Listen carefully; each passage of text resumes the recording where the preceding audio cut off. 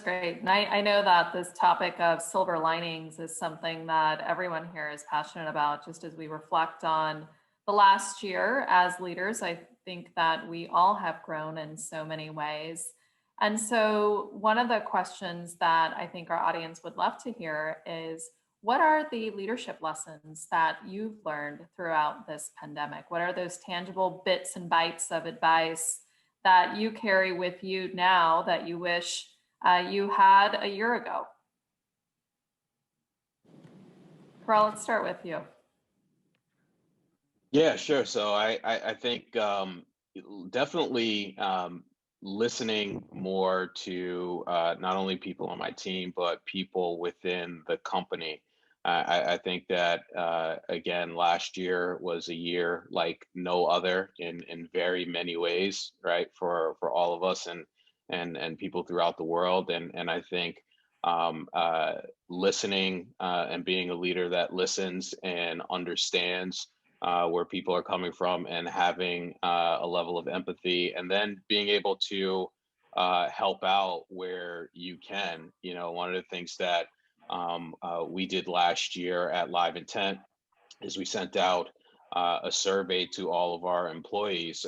We call it our employee engagement survey, to get feedback in terms of, you know, how we were doing as an organization, but also where are some areas that we can improve, right? And one of those areas was around diversity, equity, and inclusion, and doing things like creating multiple employee resource groups, doing things like providing resources for mental health within the organization. And so I think listening and that was key. But you know, that's internal, but I think that also extends externally as well too, right? Listening to your clients, because your clients from a personal perspective are going through the same exact things. And then on top of that, you know, a lot of clients last year obviously did not have a great year from a revenue perspective. And so they were really focused on, you know, keeping the lights on. And so what could we do as an organization to help them do that and become stable and then thrive again in the future? And so just going back to your original question, listening, but listening internally as well as externally. I love that. I often call it actively listening when I'm talking with my colleagues and or my kids, even for that matter. You know, really it's listening with your ears wide open. Dan, what are your thoughts there? What are your leadership lessons and those tangible bits of advice that you'd provide? That's a great one, Kerel, and I would echo everything that you've said, and it's definitely something I continue to try to work on. For me, one thing has really been steering into uncertainty and not trying to paper over the fact that we often don't have the answers to questions like, when will I be able to go back into the office, or what is that going to look like, or you know, the long list of things that might not be out of our control. And the value of being able to say that, look, here's what we don't know, here's what we do know, and here's where we're going to be in this together, so to speak. That has been a reaffirmed lesson for me, and something that I think is increasingly important for all of us. I love that. Maggie, we talked a bit about silver linings already. Building on that, any leadership lessons in terms of bits or bytes of advice that you would provide? Along the same themes that we've just heard from Dan and Kerel, I would say that you know, I tried to adopt a mantra, a daily mantra this year. Sounds a little corny, but it really is something that helps me, again, to try to bring my best self to the day and to every interaction. So silver lining for me is that I gave myself that mantra, and I try to stick to it. So trust others, actively listen, assume positive intent, and communicate liberally. And that would definitely be something that I do internally with our team, cross-functionally as well, but also with clients and with our external partners, because we are all in this together. We are all human beings, and we're all trying to get to the other end of this situation.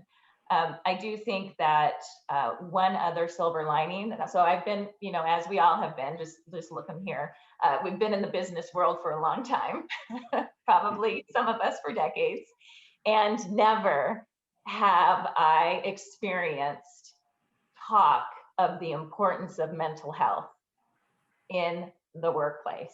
That is astonishing to me, and I think so positive. And it's not just talking about mental health, but also, Neustar bringing tools to employees and resources. So kind of putting your money where your mouth is. One example, which might not seem like a big deal, but it is, because we're all very busy. And of course, we need to hit our goals and be as productive as we can be. But there's a mandatory mental health day once a quarter, all year long. And it's continuing. This was in 2020, and it's continuing throughout 2021 as well. And hopefully, we'll continue beyond that. But there's also some good role modeling that's happening around that, which is from the executive level all the way down. Everyone takes the day off. There are no texts or Slacks or emails.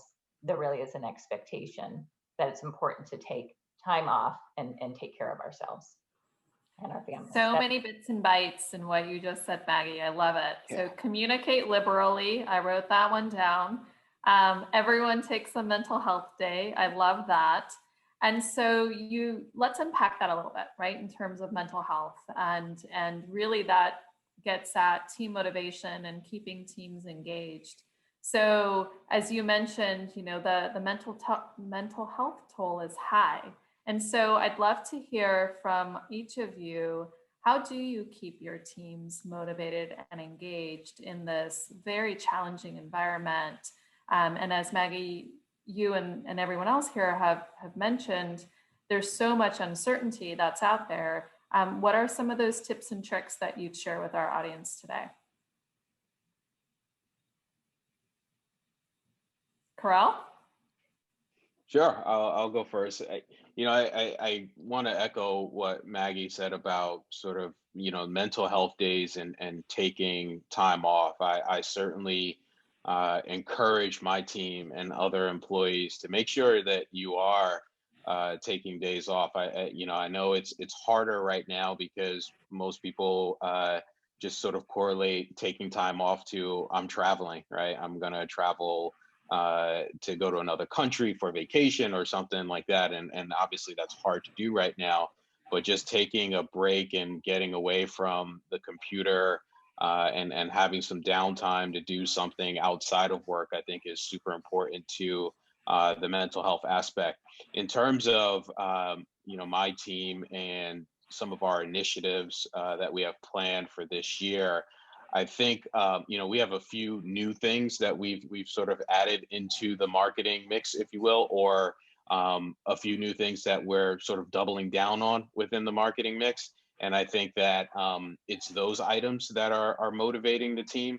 Again, going back to sort of having a clean slate to be creative and not having to worry about in-person events right now, and a large portion of your budget being chewed up by those events. It's given our team the chance to, again, be a bit more creative with what we're doing in terms of the content we produce, in terms of content marketing, in terms of how we consultate with our customer base on the creatives that they run on our platform, and also spending more time internally with other departments building partnerships and relationships, right? And so, obviously marketing is super connected to sales and account management, but there are other aspects within the organization which we have to have a strong partnership with. Think revenue operations, think product, so on and so forth.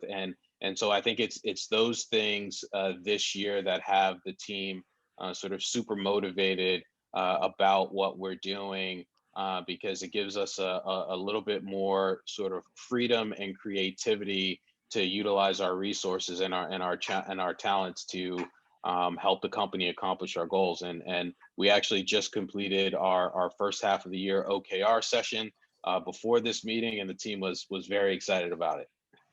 All right, you got to tell the audience, what is OKR? Yes. Objectives and key results. It's basically at a high level a way of setting your focus for the quarter or for the year, if you will, and measuring your success. I guess that's the best way to put it. It's documenting your plans and holding yourself accountable for hitting your goals. Okay, so I'm a huge fan of OKRs. We just implemented them second half of 2020. We had a brand new team, and it was a challenging exercise to put them together, especially since none of us had had the experience of doing it. But we read the book, Measure What Matters, and we tried to come up with very succinct, no more than 5 objectives. And then under those objectives, which is the objective being the what, what are you trying to accomplish? And then the key results being the how, and trying not to overdo it. Have 3 to 4 key results that you can measure, and don't get too bogged down in the detail, because one of the beauties of OKRs is that it allows for prioritization and focus, right? And there's stretch in there as well. So I did find it to be motivating, not only for myself, but for the team. And the OKRs are about what the team is going to accomplish together. So again, we're all in it together. So that was a key tool for us to keep the team motivated. We crushed it at the end of last year. We met and exceeded a lot of our objectives. And then there were some areas where we did it, and that's fine, because it's not, it's not an A, B, C, D, or F. Nobody's failing. It's red, green, and yellow, or red, yellow, and green. And so it's color coded. So, there are going to be a couple reds and maybe a few yellows, but the majority were green, and we felt really good about it. And the reason why I'm just bouncing in my seat right now is we had just gotten through an all hands meeting this afternoon, where we just reviewed our OKRs for the first half of this year. So we've got more stretch goals, but we're all super motivated. And if I can add to that, I think one of the reasons why I like the OKR process, if you will, as all of you know, there's so many things that we can do as marketers and product marketers, right? There are so many different sort of tactics that we can take, right? And I think what OKRs help us do as a team, again, is really focus on what's most important, right? What's most important that connects to the company's mission and vision and our goals, right? What's most important from a brand perspective? What's most important from a customer perspective, and how we position our products? And so that's why I like the OKR process, is because it really helps us get focused and stay focused on what's most important. Right. Helps you weed out the distractions. Yeah, right? we use them as well, and I'd agree that they become a forcing function for fewer, bigger, and better. Coming back to the question, what I would say on the flip of that, where we've really tried to focus on sort of motivating the team and empowering the team, is also giving folks the responsibility and the opportunity to be flexible. And I think, again, that's one of the advantages of this moment, that we've done a lot of team building exercises, whether it's doing a virtual farm tour in New Zealand, or a live concert with the team, or office hours, or book club.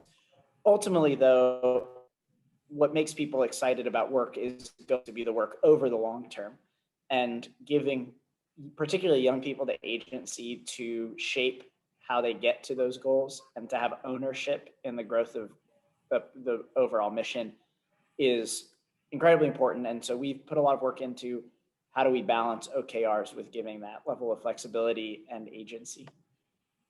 I think what you just said there, Dan, is key, right? That the balance between both of those in such a way where everyone feels as though they've got some level of personal ownership in how they achieve those OKRs, I think is key, right? And it's certainly been a key to success, I know, for every single one of our teams, as every one of you is rocking it out there today. So let's shift gears a little bit and let's talk about 2021. How has your team found success in connecting with consumers in 2021? You know, we're still early in the year, but far enough along where I'm sure each one of you has some tidbits in terms of how you're connecting with consumers today. What have you found to be successful? Dan, let's hear from you. One area that we've really tried to lean in on are the experiences that have actually gone away and create them. And two pieces there. One is something like an event or direct mail, or things that would seem seemingly impossible in a virtual world. And we found ways to provide opt-ins to get folks to shipping address to send them things.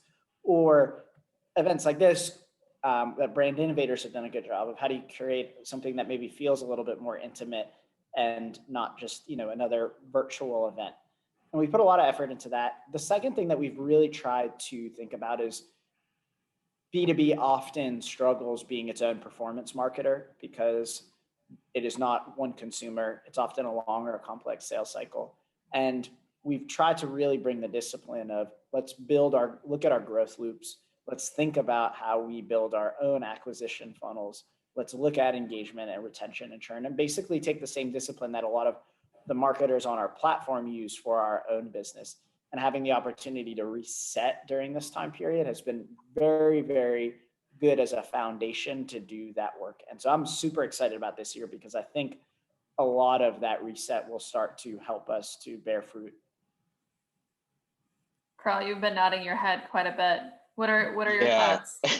No, I definitely agree with Dan on sort of finding those virtual moments like this one to connect with customers. I also agree that, you know, we did spend quite a bit of time in Q4 planning for this year, and like Dan said, hitting the reset button on a few different areas. You know, and obviously this is a big one for us because of the company I work for, but you know, our email newsletter, that's a great way that we're connecting with our customer base. It's a great way for us to get messaging out about new products and services that we offer, or even just a reminder about, you know, the products and services that we offer today, especially while everyone is at home right now consuming more newsletter content than they ever have before.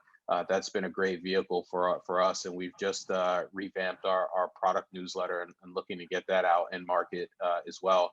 And then I think another area too that I don't think can be overlooked is social.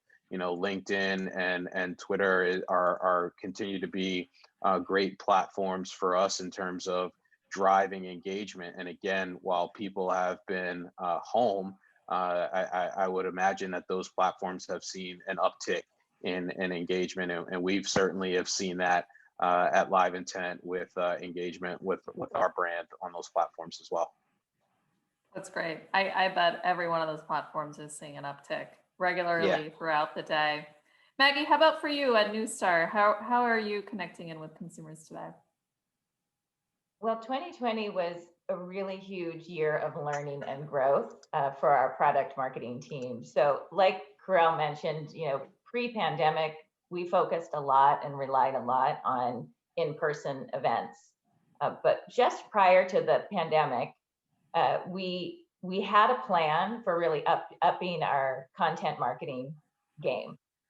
So we were a brand new team. There were just a handful of people who had been at Neustar prior. A bunch of us came on board all at the same time. We had the opportunity to build out our processes, to build out a good-sized group of internal subject matter experts, and we scaled pretty quickly.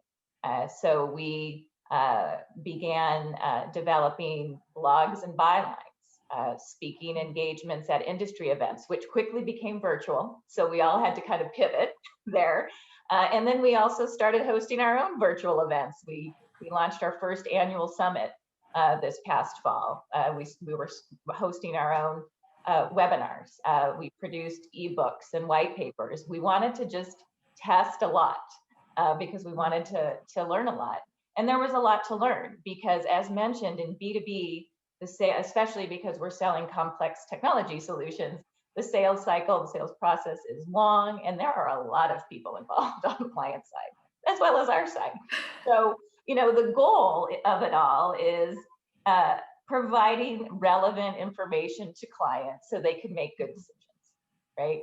And providing that information in the right form, in the right format, the right information, right time, et cetera, et cetera, et cetera, right? So it's this massive puzzle, which is super fun to figure out. Never a dull moment in B2B marketing.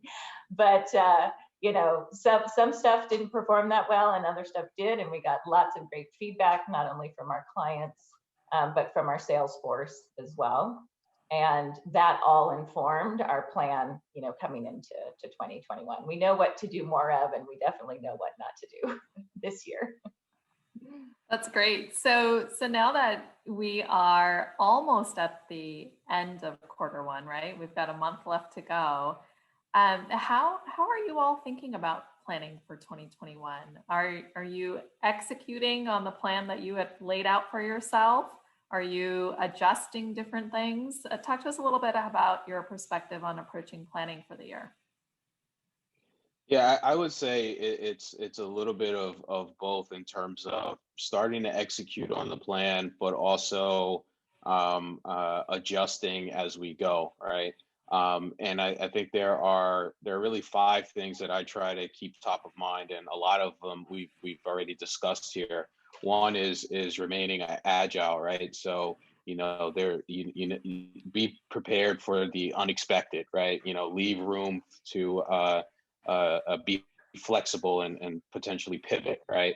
I think the second one is, again, we talked about virtual events and the difference between a virtual event and being in person. And so looking at what other opportunities there are out there and being a bit more creative to drive awareness and leads for the business. The third one, listening to customers. Again, customers are going through the same things that we are going through. And so paying attention to the customer, understanding what's most important to them right now, but also trying to get an understanding of what may be most important to them 9, 12, 15 months from now, I think is super important. Content, doubling down on content, especially now in this virtual world. I think content and content marketing is super important. And then the last point I have, and Dan brought this up in terms of resetting and figuring out how to think more like a B2C marketer, right, in terms of performance and driving revenue.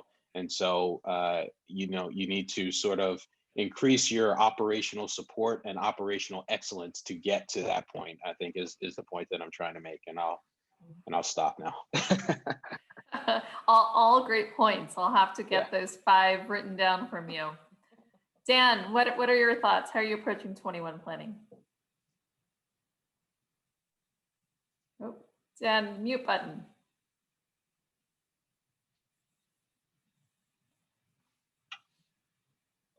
Maggie, why don't we hear from you while Dan Sure.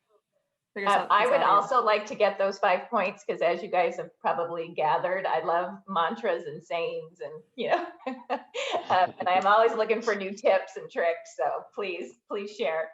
I think plan the work and work the plan, and as you go, you're going to learn. You're going to need to pivot. You're going to get input, or things happen and that you didn't anticipate. And so the beauty of having a plan is you can pivot off of that plan. But you have a baseline, you have a starting point to keep you grounded, and I think it's totally fine and necessary to change course and to be agile. Plan the work and work the plan. Yeah, I love it. And another thing that my husband always says, this is more in relation to when we go on vacation, because we like to travel. I haven't been doing that recently, but look forward to the day when we can do that again in the future. But we do plan the itinerary, and we make our reservations in advance, whether it's to museums or restaurants or other attractions. And his thought is a plan is good because it sets you in motion, right? But then you're in motion, and who knows what's going to happen, right? So you just got to be open to the unknown as you head out on your journey. So that's another saying I like. I love all these different sayings. These are great. Dan, are you back with us? Let's try. We can't hear you.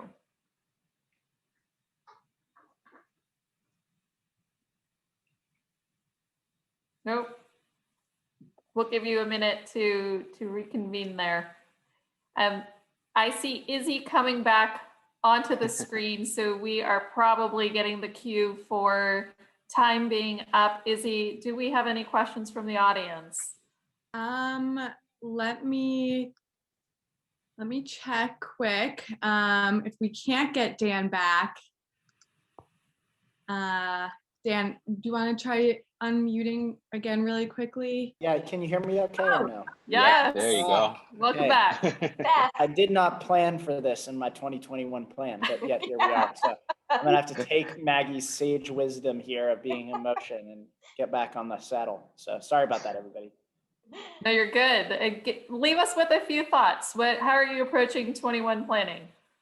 A little bit, truly though, how that happened, where we have a plan and then it goes awry and we get back on it. But I'd say, for us, the main thing is we often do most of our large planning probably in the 3 to 6 month out time frame. So our big focus now is May or June. And what's been interesting about that is not only one, that's increasingly challenging now, but two, starting to think through like what does maybe the world look like in May or June when we're starting to build different tentpoles or activations. And what I'd say is it just makes me very bullish about all that's to come. And I'm confident that we'll be able to bring not only the marketing tactics that we've learned, whether it's building out more competency on virtual, building out more competency on, to Kerel's point, on email, building out more competency in things that sometimes get second fiddled, but also I think it will help to bring us a little bit more perspective into everything we do. So I would just wrap in saying that in starting to think about the May and June timeframe, I'm very excited about what the rest of 2021 has to bear, and it will no doubt be bumpy, but I'm excited for us all to be there. I love the 3 to 6 month horizon. I always say there's no such thing as an annual plan, and I think all of you have shared that perspective in your own unique way. So Izzy, we'll hand the mic back over to you. Awesome. Well, thank you all so much, Maggie, Dan, Kerel, and Kamal, for that really insightful conversation and for closing out our third ever Trade Marketing Summit. It's interesting to hear about how all your 2021 strategies are coming about, as it not only relates to your businesses, but also your colleagues and your team, and just keeping everything very human. So thank you for all your insights on that.